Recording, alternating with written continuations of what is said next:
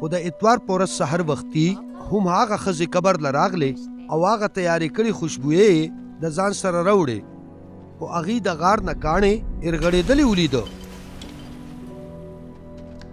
خو کله چې هغې دننه ورلې هغې د مالک عیسی لاش هلته ونه موندلو. دی لا په دې واقعه حیرانې ولاړې وې چې ناګهانه دوه سړي په برېښناکو جامو کې هغې سره ودرېدل. هغې یریدلې او خپل سرونه یې ځمکې ته ټیټ کړل. خو سړو ورته وفرمایل چې تاسو ژوندي په مړو کې ولې لټوئ؟ هغه دلته نشته، هغه بیا ژوندی شوی دی. تاسو هغه خبرې را یادې کوئ څه وخت چې هغه لا په ګلیل کې او درته یې کړې وې چې ابن آدم به ضرور د ګناهګارو سړو لاسونو ته حواله شي او په سولی به کړی شي او په درېیمه ورځ به بیا ژوندی پاسي.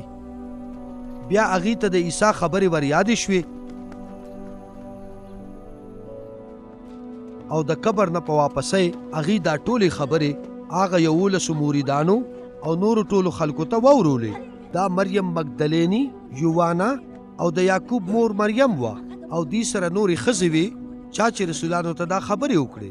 خو دا خبرې هغې ته بیکاره ښکاره شوې او په هغې یې باور ونه که.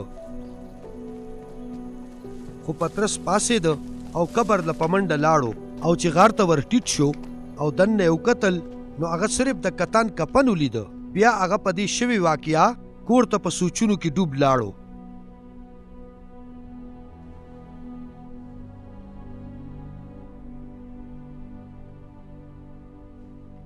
هم په هغه ورځ ایماوس نومې کلي ته د دې نه 2 کسان روان وو چې د یروشلم نه تقریباً 2 میله لرې دی.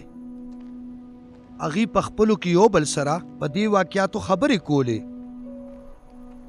کله چې هغې یو بل سره په دې باس کې لګیا وو نو عیسی په خپله راغلو او د هغې سره یو ځای روان شو.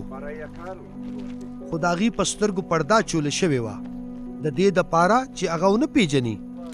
هغه د هغې نه تپوس وکړه چې دا تاسو په تلو تلو کې د یو بل سره په څه خبره باس کولو؟ هغې غمزپلې ودرېدل. نو په هغې کې یو کس چې نوم یې کلیوپاسو ورته جواب ورکړ ولې ته په یروشلم کې واحد مسافر یې چې د دې واقعې نه ناخبره چې په 1300 ورځو کې هلته څه شوي دي؟ هغه ورته وفرمایل چې څه شوي دي؟ هغې جواب ورکړ چې د عیسی ناصري په هکله چې د خدای پاک او ټولو خلکو په نظر کې په کلام او عمل دواړو کې یو زورور نبی او زموږ مشرانو امامانو او حاکمانو هغه حواله که چې د مرګ حکم پې وشي او په سولی یې کي. خو زموږ دا تمه وه چې هم دې به بني اسرائیلو له خلاصون ورکوي. خو نن 3 ورځ ده چې دا واقعه شوې ده. خو د دې هر څه نه علاوه زموږ د قبیلې یو څو ښځو موږ په دې خبر حق حیران کړو. هغې سار وختي د هغه قبر له تللې وې خو چې هغې د هغه لاش ونه مونده او د دې خبر سره واپس رالې چې هغې ته په رښتې ښکاره شوې او ورته وفرمایل چې عیسی ژوندی دی. نو زموږ یو څو ملګري قبر له لاړل او څه چې هغه ښځو ویلي رښتیا هم هغه شان خو هغې هغه هلته ونه لیده. عیسی جواب ورکړ چې ای نادانو خلکو، تاسو څومره سادهګان یئ چې د نبیانو په کلام مو باور نه دی کړی. ولې د مسیح دپاره دا مقرر نه و چې هغه به دا زخمتونه وزغمي او په خپل جلال کې به داخل شي؟ بیا عیسی د خپل ځان په هکله هغې ته د موسی نه راواخله تر ټولو نبیانو پورې هغه خبرې تشریح کړې کمې چې په صحیفو کې راغلې وې. کله چې هغې ایماوس کلي ته نږدې شو نو عیسی خپل ځان داسې ظاهر کړ چې ګنې لا نورم مخکې روان دی. خو هغې هغه ته په کلکه وویل چې موږ سره پاتې شه، اوس ناوخته دی، توره شپه را روانه ده. نو هغه ورسره لاړو او د هغې سره پاتې شو.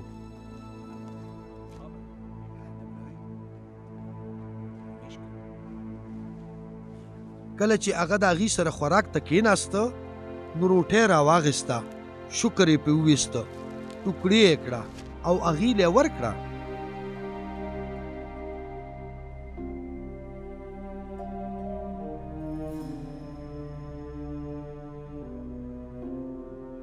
بیا د هغې سترګې وغړېدلې او هغه یې وپېژندلو، خو هغه د هغې د نظر نه غیب شو.